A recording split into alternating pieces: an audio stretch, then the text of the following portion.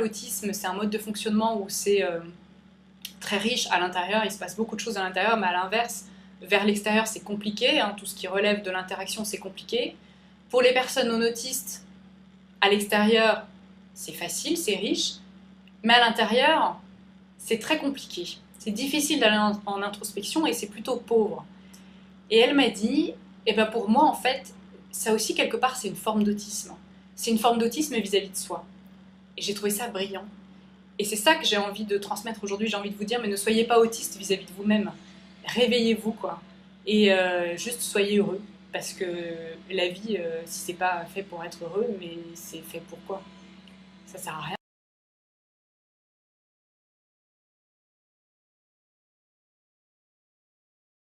C'est la maladresse et les particularités sensorielles. Donc au niveau de la maladresse, c'est vrai que quand on fait un bilan psychomoteur, en général, il y a des choses qui ressortent.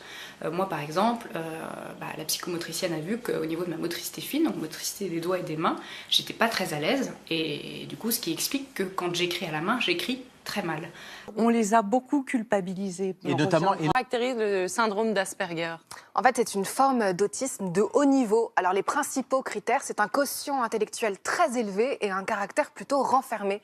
En fait, Jessica, elle a toujours eu besoin de s'isoler, elle a peur du bruit, elle a peur de la foule, elle a du mal à communiquer avec les autres, à se faire des amis. En fait, elle dit qu'elle comprend pas tellement le second degré. Et à côté de ça, elle a énormément de talent, elle a une mémoire hors pair, des sens très développés et une analyse implacable. Et Jessica, à quel âge elle a été diagnostiquée? 27 ans. Alors, ça semble un diagnostic assez tardif, mais le syndrome d'Asperger, c'est assez difficile à diagnostiquer.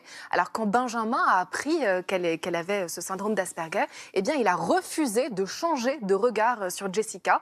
Il l'a challengée, il l'a poussée à cultiver sa différence.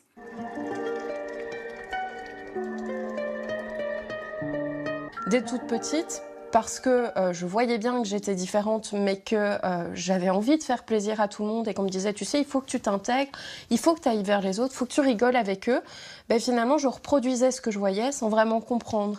Et je pense que j'ai sans doute pas aidé le diagnostic de cette manière-là, mais j'avais envie que tout le monde soit content et qu'on me laisse tranquille. Je reconnaissais tout un tas de choses qui faisaient que Jessica avait tendance à se considérer comme différente de la population habituelle, donc différente de nos amis. Le fait d'avoir beaucoup de mal à regarder droit dans les yeux, je regarde Benjamin facilement droit dans les yeux, mais autrement j'ai souvent le regard fuyant, les contacts physiques aussi. J'ai toujours eu beaucoup de mal à serrer la main ou faire la bise. Benjamin fait partie des rares personnes qui peuvent me toucher sans que ça soit désagréable.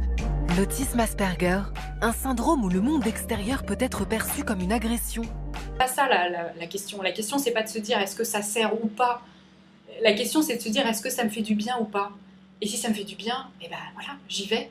Donc j'ai commencé à écrire et petit à petit, j'ai le sentiment que vraiment la majorité des personnes se lèvent le matin et font ce que moi je faisais avant, c'est-à-dire ne sont pas en accord avec elles-mêmes, quoi. Elles font des tas de trucs qu'elles n'ont pas envie de faire, elles se forcent en permanence, elles vont à l'encontre de leur véritable nature, et comme si c'était des robots, comme si c'était des morts vivants. Et ça me fait une peine immense, et ça me révolte, parce que je me dis, mais non, réveillez-vous, réveillez-vous, quoi. Et si moi j'ai fait ce chemin-là, alors que c'est que tout le monde peut le faire. Évidemment, moi, à un moment donné, j'ai été tellement loin que, en plus, ayant un seuil de tolérance plus bas que la moyenne, eh bien, j'ai implosé en plein vol. Mais ça a été une chance, parce que ça m'a permis vraiment de repartir sur des bases plus saines. Mais peut-être que vous n'aurez pas cette chance-là. Peut-être que vous n'aurez pas cette chance-là d'arriver à un moment donné à un point de rupture.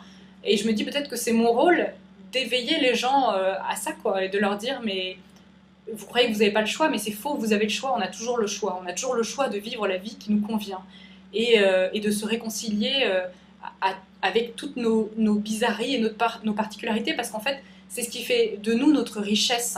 Et ce carcan normatif dans lequel on s'enferme tous, ça nous rend malheureux, et non seulement ça nous rend malheureux, mais en plus de ça, ça nous empêche de vivre en harmonie les uns avec les autres.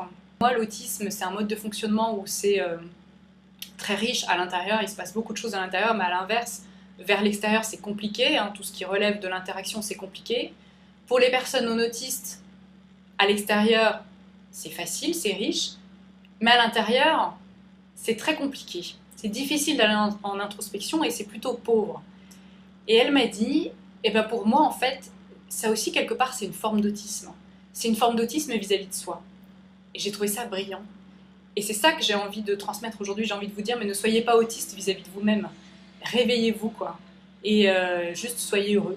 Parce que la vie, si c'est pas fait pour être heureux, mais c'est fait pour quoi? Ça sert à rien.